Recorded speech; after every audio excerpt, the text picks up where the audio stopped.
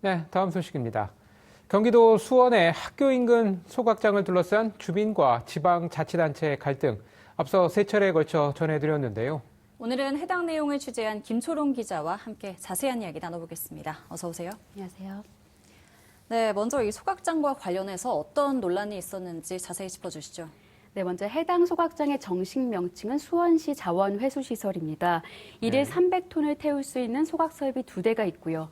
보수 기간을 고려하면 연간 하루 평균 520톤가량의 생활 쓰레기를 소각하는 곳입니다. 네. 이 문제는 이 소각장 인근에 학교가 있다는 건데요. 학부모들과 주민들은 소각장이 교육환경법을 위반했다며 폐쇄를 주장하고 있습니다.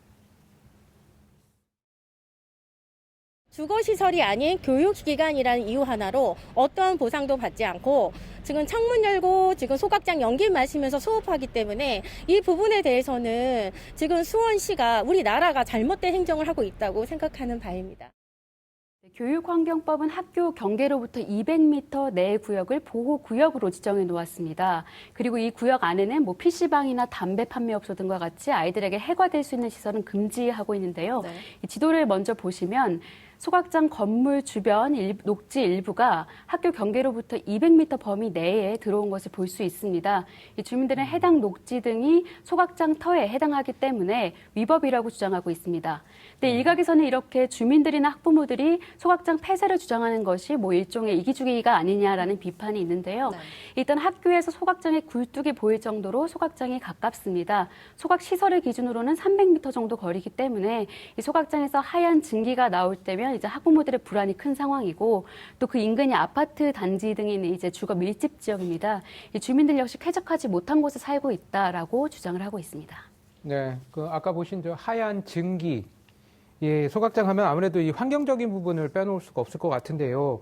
그렇다면 아까 보신 증기 사이에서 유해 물질이 나온다든가 하는 우려할 만한 사항은 아닌가요? 수원시는 우려할 만한 상황은 좀 아니라는 네. 그런 입장인데요. 네. 수원시는 주민들이 제기하는 환경 우려에 대해서 환경 오염물질 배출 상태를 지속적으로 점검하고 있다라고 말했습니다. 또 시는 수원시 자원회수시설 홈페이지를 통해서 실시간으로 황산화물이나 염화수소, 질소산화물 등의 환경 오염물질의 배출 상태를 확인할 수 있고 또 지난 2015년에 환경부가 주최했던 폐기물 처리시설 평가에서 전국 최우수기관으로 선정됐을 만큼 관리가 잘 되고 있다라고 네. 답을 했습니다. 근데 또 주민들 입장에서는 당장은 괜찮아도 이게 또 누적이 될 경우에 어떡하겠냐 그런 우려가 있습니다. 네, 그런데 아무래도 이 아이들의 안전과 직결된 문제이다 보니까 이 교육부의 입장도 궁금하거든요. 또 수원시청이나 여러 관계기관의 입장은 어떤가요? 네, 교육부 같은 경우는 해당 녹지가 소각장의 녹지냐 아니냐 이건 이제 교육부 소관은 아니라는 그런 입장인데요. 네.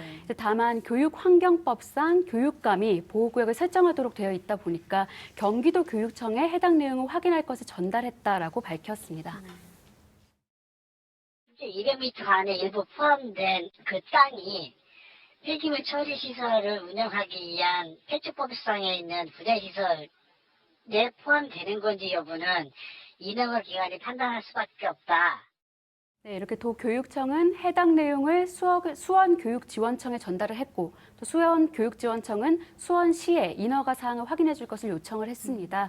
수원시는 해당 녹지가 소각시설 옆에 있는 수원체육문화센터의 녹지다라는 답을 내놨고요. 또 학교와의 거리를 따질 때는 녹지가 아니라 소각시설을 기준으로 해야 한다라는 입장을 밝혔습니다. 소각 시설을 가지고 저기 판단을 하는 겁니다. 부지하고는 관계가 없습니다. 거기는 이제 우리 체육문화센터가 있습니다. 수원 체육문화센터. 거기 이제 녹지 공간이라고 저희는 그렇게 판단을 하고 있습니다.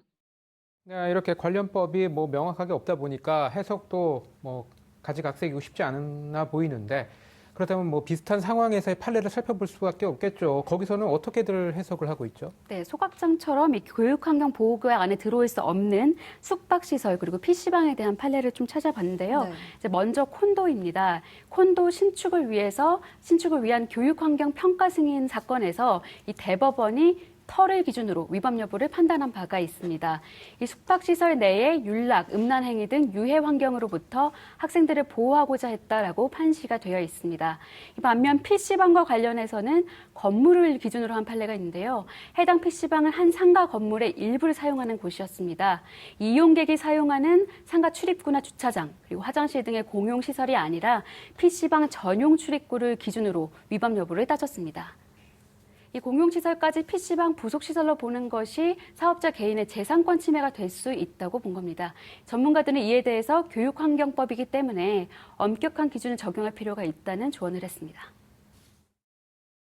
학생들이 건강하고 쾌적한 환경에서 교육받을 수 있게 하는 것을 목적으로 하는 법률이기 때문에요.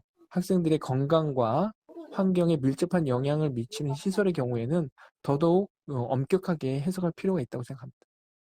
네, 수원시는 자문 변호사의 자문 그리고 내부 검토 등을 토대로 해당 녹지가 소각장 녹지가 아니라는 판단을 내렸지만 이 법률 자문과 관련한 세부 내용을 공개해달라는 그런 질문에는 공개할 수 없다라고 답을 했고요. 주민들과 관련 기관의 이렇게 입장차가 뚜렷하고 또 관련 법령 해석도 제각각인 상황이기 때문에 이 갈등이 좀 사그러들기까지는 시간이 걸릴 것으로 보입니다. 네, 해당 소각장은 오늘 김초롱 기자가 얘기한 내용 외에도 논란거리가 많은 것으로 알고 있습니다. 이 부분들 후속 취재 부탁합니다. 네, 지금까지 김초롱 기자였습니다.